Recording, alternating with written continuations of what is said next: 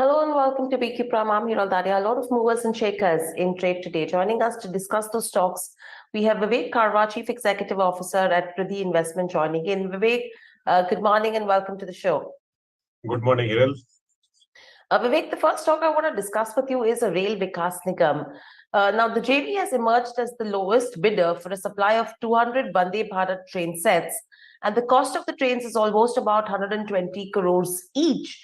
So that's a big order with regards to where Rail Vikas Nigam goes. And clearly, in terms of the company as well, clearly the order book was something which was already providing a strong visibility. Valuations were also reasonable, post the Q3 numbers. The management is expecting the company to grow at a CAGR of around 20% in the coming few years. What do you make of this counter, and do you think a good time to still look at it? Hiral, see, the stock had touched 80 few months back, and that time there was a rally in literally all railway-related stocks. There had to be just a railway word in the stock, and the stocks were moving. So after that, yes, some sense prevailed, and some correction took place, and the stock hit low of 55, and today it is trading after this news at 65, 66. Now, thing is, will this one railway as a sector do good going forward? If you look at the budget of the Union government, which was presented just exactly 1 month back, 1st February, we saw big allocation towards capex and towards railways. Okay, so what my idea would be that railway as a sector has to do very, very well. The government has realized that if we have to become 5 trillion and above economy, your goods and services cannot, your goods cannot travel at average speed of 60 kilometers per hour. So that's the average speed of trains in India. So goods have to travel faster, and for that we require faster rail network, and we require advanced rail network. So RVNL is one of the leading companies in that. Even after this rally of today, the stock looks reasonably priced to me, and I feel the value of the order is approximately 24,000 crores, of which RVNL's share is going to be approximately 25%. So which makes it around 8,000 crores, right? So it's a big boost to the stock, and I feel railway as a sector, not just RVNL as a sector, should do really good going forward. Right. Moving on from the real estate pack, you have a Sunteck Realty, which is in focus, where they will be getting 2,000 crores from Upgrad, and this is for a lease of 29 years, right? Now, if you see in terms of Sunteck Realty, the stock has really not performed well. It's down around 34 to 35% in the last 1 year. And if you see in terms of the 6-month performance as well, it's completely a downward stride that we've seen on this counter. What's your view on a Sunteck Realty, and do you think this is a project that will give it a boost and one should buy at current levels? See, here, one thing is for sure, that the inflation across the world is on the higher side. And whenever the inflation is high, you have real assets pricing going up, and realty is one among them. But the double whammy which real estate is facing today is that interest rates also have gone up. And because the interest rates have gone up, the EMI costs of the purchasing side or the real estate has also gone up. So as a sector, yes, real estate should do well. I agree to it. But if you come to specific stocks, not all stocks are going to do well. Now, coming to today's Sunteck Realty, where the news is that approximately it is 29 years lease, and it's almost 2,000 crores lease, right? Now, we got to apply our mind a bit. It is a 29-year lease and 2,000 crores at stake, or say it's a deal of 2,000 crores. So 2,000 divided by 29, you make approximately 68 crores a year, right? So it's not that big amount that stock is going to celebrate, and that's the reason it's just 2-3% up. And I feel that will again, just as days pass by, people would forget that deal as such. So I'm not very, very positive, particularly because the stock is still looking costly in the real estate segment. And overall, even the debt levels in the company is quite high, approximately 3.5, 3.6 debt to equity ratio. Doesn't make me comfortable looking at the stock. It's not like RVNL, wherein you have super order book and you can just blindly buy. here you got to be doubly cautious if you want to really touch it also. Right. So that's a good advice coming in terms of Sunteck Realty. Another stock, an interesting one, which is EKI Energy Services, right? Singapore-based Impact Capital is planning to raise as much as $125 million to supply energy-efficient stoves to families in India and Africa. And this will generate returns for investors by selling carbon credits, right? Now, EKI will invest $25 million in the fund and will also make the stoves. So that's the news that's coming with regards to EKI Energy Services. Now, if you see in terms of the stock price again, in the last 1 year, it did hit a high of 2,964, but the kind of nosedive it's taken from there, we are in three digits trading around levels of 700. What do you make of this counter, taking into consideration the way the first half or the first 3 quarters of FY23 have been? Uh, See, if you look at the results, what the company had posted last quarter, it was approximately 67 or 68 percentage down was the profit after tax. That is one thing.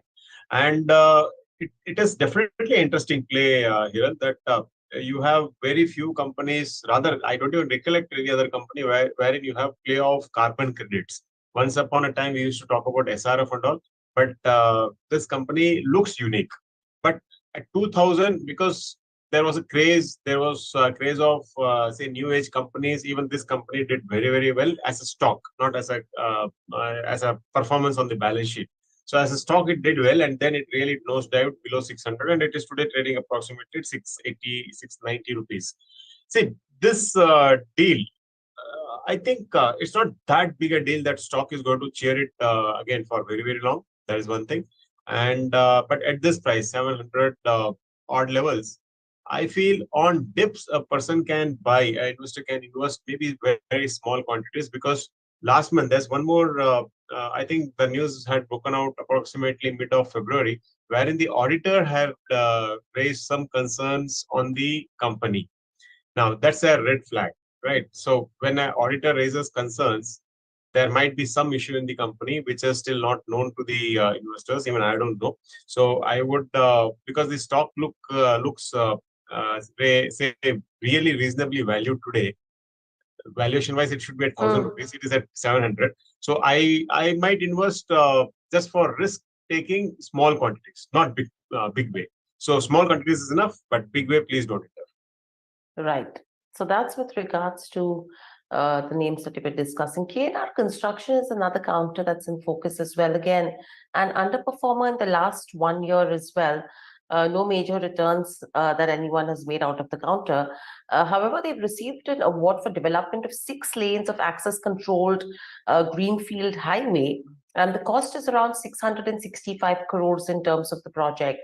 Overall, what's your view in terms of KNR Construction? Because there was a phase right now where we did see infra companies which did rally. There has been a cool off that has now come in as well. Your view on a KNR Construction, and if not a KNR, any other infra bets that you would have?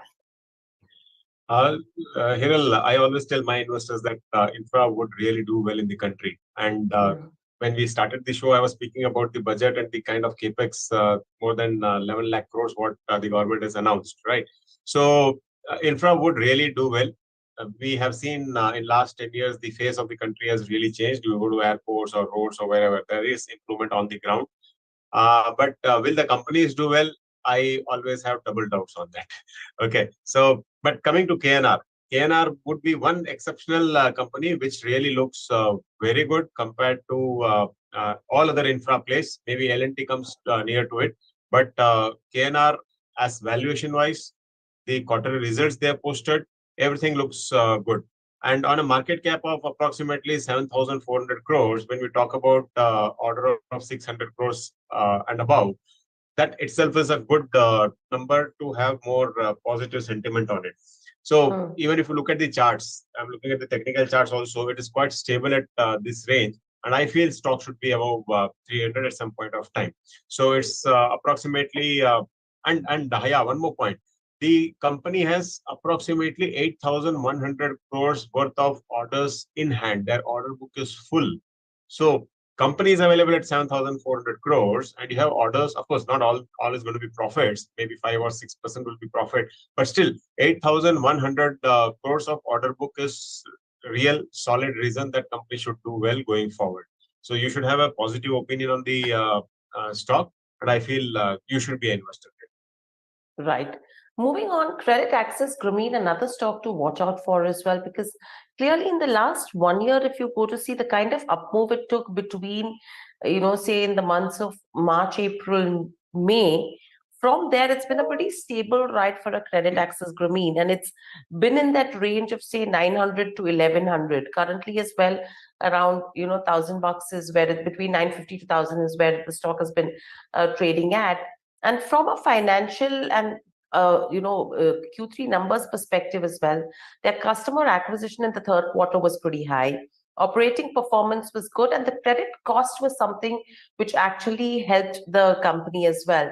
Now they've received a letter, overall the income tax demand which they had, which was a major overhang on the counter, were 2,300 odd crores, has been reduced to 122 odd crores under fresh assessment.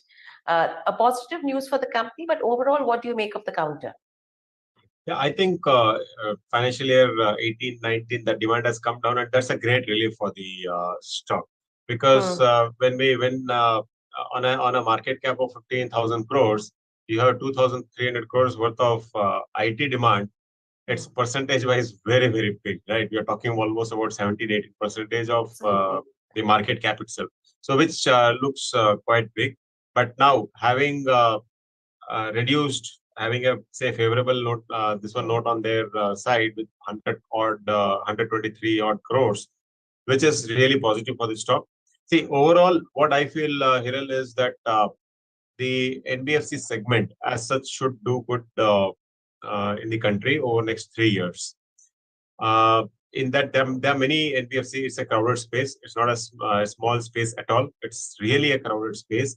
And I feel at this price, 986, the stock is fairly valued. And that's the reason it is not moving. In spite of this news, say 2,300 crores is big. Logically, it should have hit upper circuit today if it was Hmm. really that bigger news, right? Because as I said, on 15,000 crores, if we have 2,300 crores being now out of question, it should have hit upper circuit. It has not, Right. because the valuation is costly. Definitely, most of the NBFCs are costly. They would do well, Hmm. but if you are holding the stock, I think you should have it with the horizon of 3 years. Otherwise, it is not going to perform. I feel next 6 months to 1 year, it might remain in the same range. It might maximum go to 11. Right. So that's with regards to Credit Access Grameen. Another one is a Bajaj Finserv. Clearly, if you go to see from a Q3 perspective, seems okay, but the stock is up 5 to 6% in the last 1 month. What's your view from a valuation perspective? Do you think a right time to enter? See, if you strictly ask me the valuation, valuations are still not cheap.